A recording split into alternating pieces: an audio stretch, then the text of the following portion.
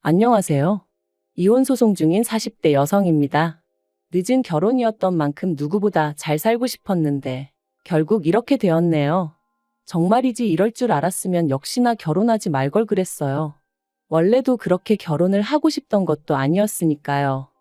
좋은 얘기가 아니라서 정말 가까운 사람들 아니면 모르는데 사실 제가 어렸을 때부터 친정 형편이 좋지가 않았습니다.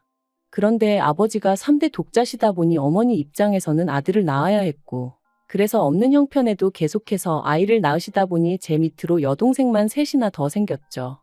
결국 아들은 못 낳으셨고요.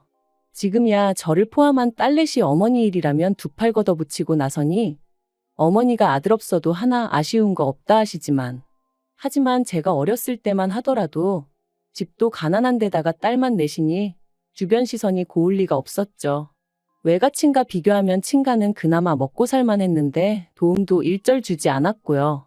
그래서 결국 맞이인 제가 고등학교를 졸업하자마자 사회로 나왔어요. 제 입으로 말하기 뭐하지만 공부도 곧잘 했기에 대학에 꼭 가고 싶었는데 맞이가 뭐라고 제 욕심은 잠시 접어두고 고생하는 부모님에게 조금이라도 힘이 되어드려야겠다는 생각뿐이었죠. 지금도 그때를 생각하면 복잡한 심정이에요. 아무튼 그렇게 저는 남들보다 일찍이 사회생활을 시작했고 그런 저에게 연애나 결혼은 꿈만 같은 이야기였죠. 다른 또래 여자들이 멋낼 때 저는 낮에는 작은 건축 사무실에서 일하고 밤에는 호프집 주방에서 설거지를 해야 했으니까요.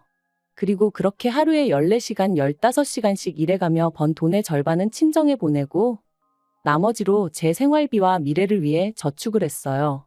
미용실 가는 돈이 아까워서 집에서 대충 자른 머리를 질끈 묶었고 옷은 계절이 돌아올 때 위아래 딱 한 벌씩만 새로 사가면서 말해요. 정말이지 지금 생각해보면 어떻게 그러고 살았나 싶지만 그때는 그렇게 사는 게 맞는 거라고 생각했습니다. 그래서 힘들다는 생각은 했어도 잘하고 있다 믿었고 지금도 후회는 없어요. 그리고 그렇게 살다 보니 어느새 제 나이가 35이 넘어갔고 둘째 여동생은 시집을 갔네요. 그리고 어느덧 셋째 여동생도 취직하고 막내도 대학 졸업을 앞두고 있었죠. 그런데 그렇게 다들 잘 풀려서 자기들 앞날을 그리는 걸 보니까 저도 제 인생을 돌아보게 되면서 어째서인지 허탈하고 섭섭한 마음이 들대요. 그래서 여행을 떠났습니다. 비록 한 달이라는 짧은 시간이었고 친정 부모님한테 무슨 일이라도 생기면 달려가야 한다는 생각에 멀리 갈 수도 없었지만 처음으로 제 자신이 정말 원하는 게 뭔지 생각해보는 시간을 가질 수 있었죠. 어려서부터 동생들을 챙기느라 부엌 출입이 잦았던 저는 요리하는 게 즐거웠어요. 누가 됐건 간에 제가 한 음식을 맛있게 먹어주면 거기서 큰 기쁨과 보람을 느꼈죠. 그래서 그때까지 모았던 1억을 탈탈 털어 식당을 차렸습니다. 그런데 그렇게 시작한 식당은 제 예상보다 훨씬 힘들고 고되더군요. 처음 몇 달 동안은 적자를 면치 못했는데 그러다 보니 아르바이트생은 언감생심 꿈도 꿀 수 없어서 저 혼자 식당에서 먹고 자기도 여러 번이었죠. 그리고 그럴 때마다 스스로 잘 다니던 회사는 왜 때려치고 이 고생을 하고 있을까 하고 얼마나 자책했는지 몰라요. 하지만 사람이 죽으라는 법은 없다고 그래도 포기하지 않고 1년 넘게 버텼더니 조금씩 사정이 나아지는 게 느껴졌어요. 그리고 또 몇 달이 지난 후에는 그래도 제 인건비는 가져갈 정도는 되었고요. 그리고 거기서 안주하지 않고 제 나름대로 이런저런 도전도 해보고 그랬더니 3년이 되기 전에 다른 동네에 매장도 하나 더 열게 되고 제가 제 사업 어떻게 키웠나 이야기하려고 지금 펜을 든 건 아니니까 이 이야기는 이쯤에서 줄이도록 하겠습니다만 아무튼 이후로는 이것저것 뗄거다 떼고 한 달에 못해도 1,000은 제 몫으로 돌아왔어요. 그리고 모든 게 어느 정도 안정을 찾았다 싶었을 무렵 식당 단골 손님의 소개로 남편을 만났습니다. 고졸인 저와는 달리 대한민국에서 몇 손가락 안에 드는 대학을 졸업했다는 저보다 1살 많은 남자였지요. 듣기로는 공무원이 되기 전에는 아버지 사업을 도왔었다고 했고요. 그래서 저는 남편이 저한테 과분하다고 생각했어요. 하지만 어째서인지 남편은 제가 마음에 든다며 어찌나 적극적으로 다가오던지 처음엔 얼떨떨 하더라니까요. 아무튼 소개받고 한 달 만에 본격적으로 연애를 시작했습니다. 내 인생에 사랑이니 뭐니 그런 건 없을 줄 알았는데 마치 드라마의 여주인공이라돈 된 것 같은 기분이었죠. 남편은 저는 처음부터 결혼을 전제로 교제했고, 그래서인지 저희의 관계는 급속도로 빠르게 발전하였습니다. 사귄 지 반년이 넘어갔을 땐 이미 진지한 사이가 되어 있고요. 그런데 그렇게 관계가 진전되고 나서야 어이없게도 남편의 거짓말을 알게 되었어요. 일단 좋은 대학을 나왔다곤 하지만 그게 서울이 아닌 지방에 있는 분교 캠퍼스였다는 것과 도왔다는 아버님 사업은 실은 아버님이 운영하시는 떡집에서 자비를 거두는 수준이었다는 걸요. 비록 저는 대학 문턱조차 밟아본 적이 없었지만 그렇다고 해도 어째서인지 남편의 학벌 때문에 내내 주눅이 들어있던 제 자신을 생각하니 어이가 없었고, 떡집을 사업이라고 포장한 것 또한 아무리 직업에 귀천이 없다지만 저뿐만 아니라 사람들이 오해하게끔 내버려뒀다는 점이 무척 실망스러웠네요. 하지만 이미 남편에게는 제 모든 것을 줘버린 상황이었기에 이별을 생각하진 못했습니다. 오히려 차라리 어떻게든 남편을 이해하려고 했지요. 그래야만 제 자신의 선택을 합리화할 수 있었으니까요.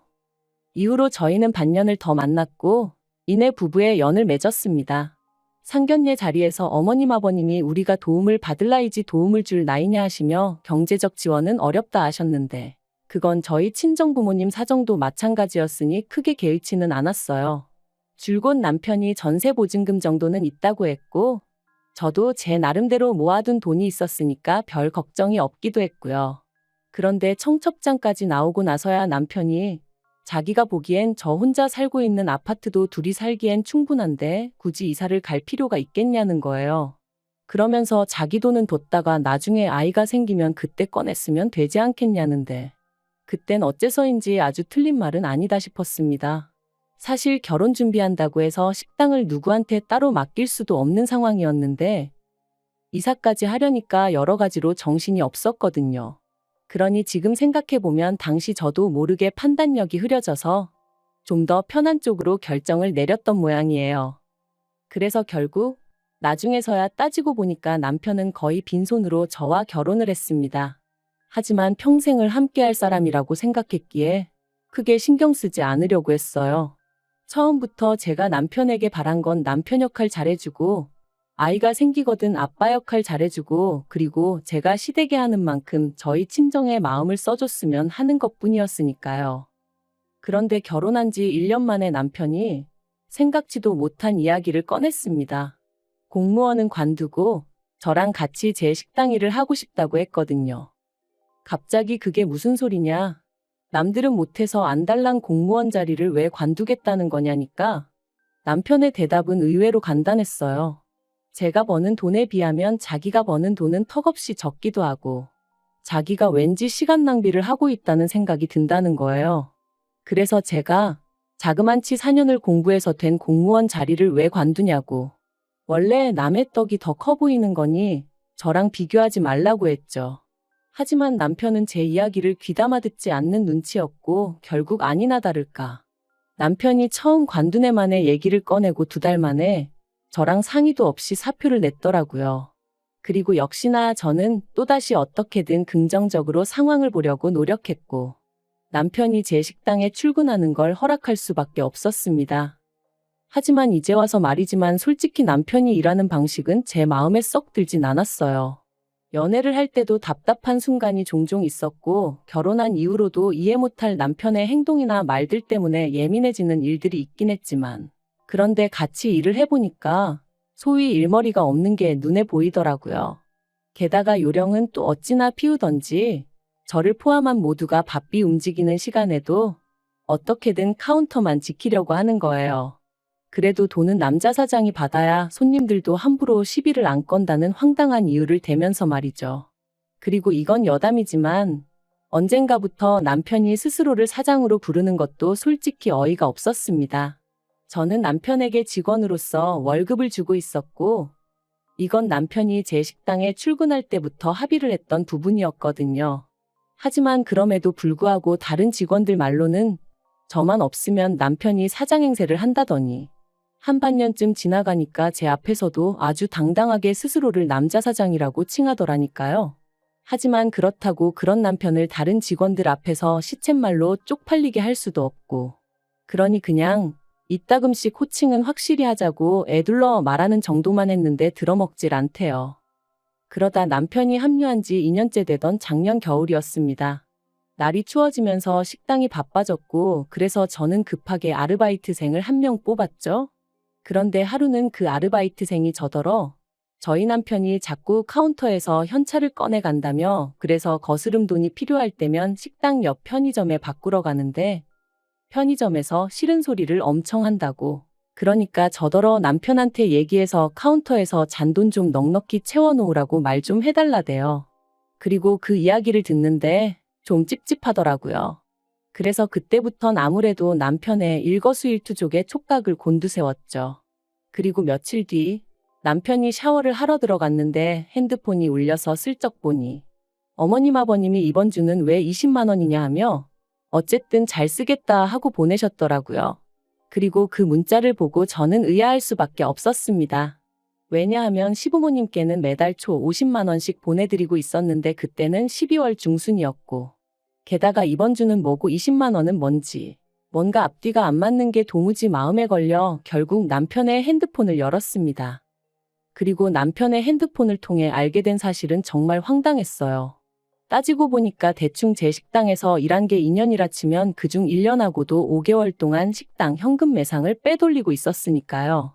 자기 딴에는 완전 범죄라도 꿈꾼 건지 어찌나 자세히 적어두었던지.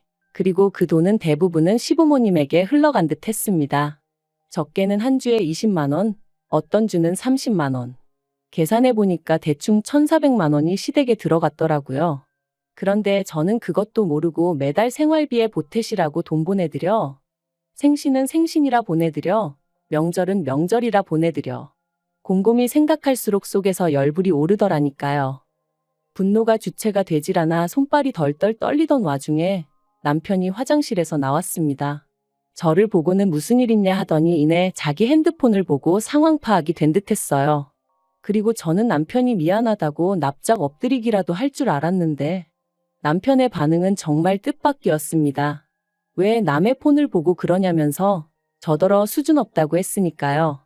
어처구니가 없어서 그게 지금 할 소리냐니까 자기야말로 이렇게 된 거 할 말 좀 해야겠다더니 아무리 제 식당이라지만 자기 스펙이 있고 그래도 자기가 무려 공무원식이나 하던 사람인데 한 달에 250만 원을 주는 게 말이 되냐는 거예요.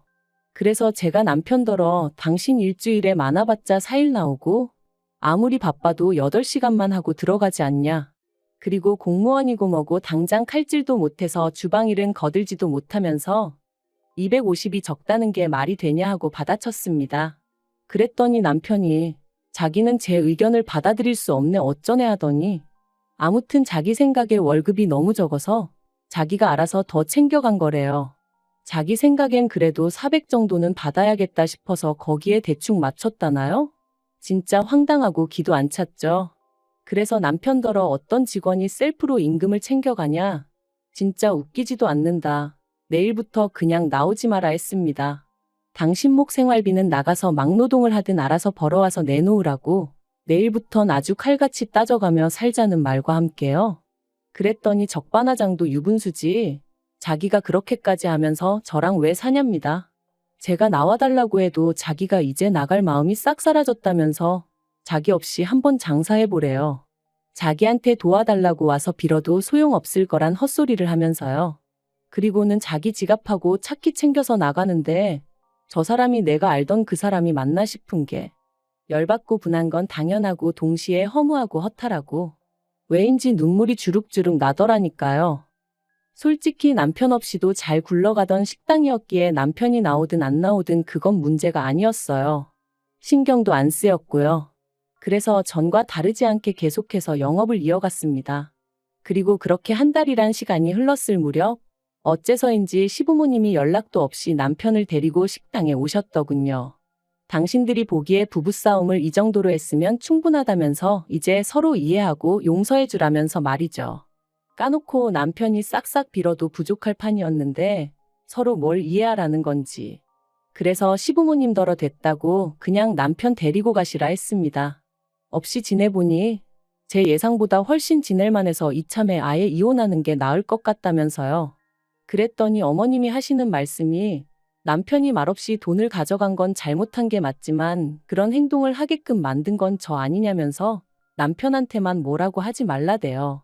아무리 제 식당이라지만 사람들 눈이 있는데 남편을 다른 직원들하고 똑같이 대한 것도 문제고 남편이 저한테 사장님하고 부를 때마다 얼마나 자존심이 상했겠냐고요.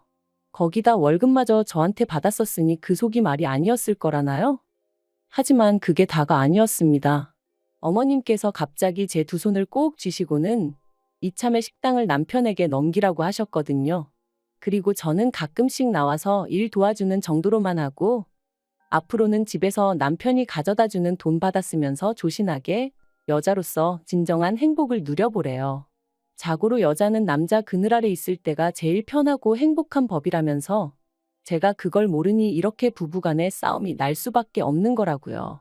그러니까 한마디로 제 식당을 남편에게 통째로 공짜로 넘겨라. 말도 안 되는 소리잖아요? 그래서 어머님더러 꿈깨시라 했습니다. 남편한테도 김칫국 그만 마시고 네 부모님 모시고 나가라고 했고요. 그리고 결국 남편하고는 이혼 소송을 시작했습니다. 협의 이혼으로 조용히 끝내고 싶었지만 남편이 제 식당을 위자료로 달라고 했거든요.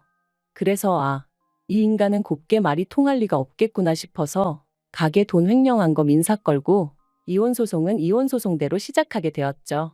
앞으로 짧으면 1년 길게는 3년까지도 걸릴 거라는 변호사의 말이 절망적이었지만 그래도 포기하지 않을 겁니다. 그간 알게 모르게 뜯긴 돈이 얼만데 더는 이런 한 푼 뺏길 수는 없으니까요. 그렇게 사내 노릇 남편 대접 받고 싶었으면 평소에 똑바로 행동했어야지. 정말 이렇게 치졸하고 손버른 나쁜 사람과 한 입을 덮고 살았다는 게 수치스러울 뿐입니다. 만약 저에게 기회가 있다면 효도고 나발이고 네 분수껏 하고 살라는 말을 꼭 해주고 싶네요.